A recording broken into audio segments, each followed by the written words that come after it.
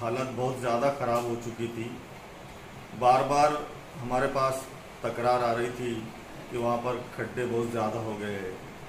इसलिए हम 1.5 साल से बस स्टैंड बहुत खूबसूरत बनाने की हम लोग पूरी कोशिश कर रहे हैं और हमने परिवहन मंत्री अनिल परब साहब से मिलकर हमारे शहर को बीओटी तत्व पर सुंदर बनाना है, डिमोलिश करके।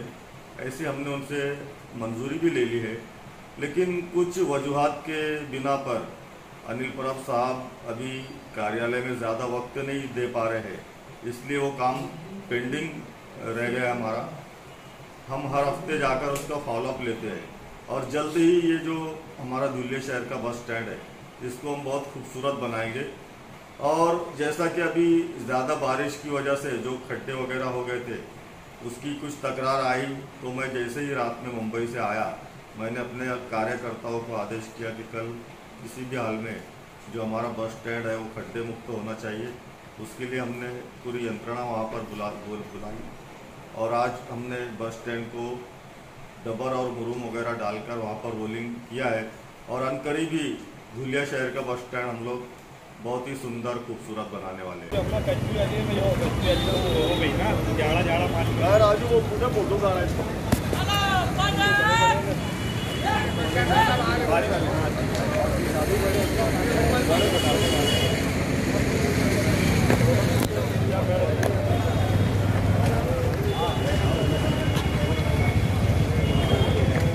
भैया पीछे आ जाओ, भैया भैया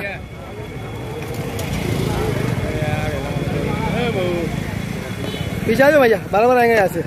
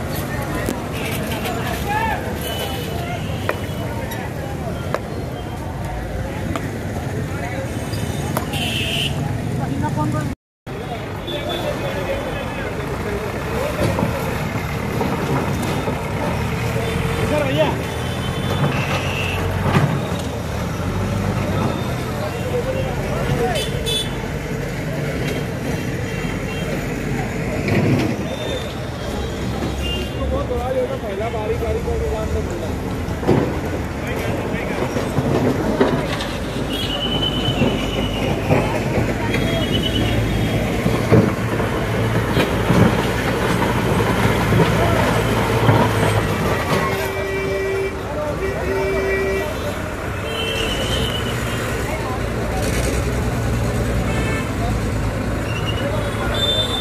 मालेगांव मुस्तफ़ा बंगार बाज़ार डायमंड कारपेट होलसेल रेट में यहाँ पर कारपेट दिया जाता है।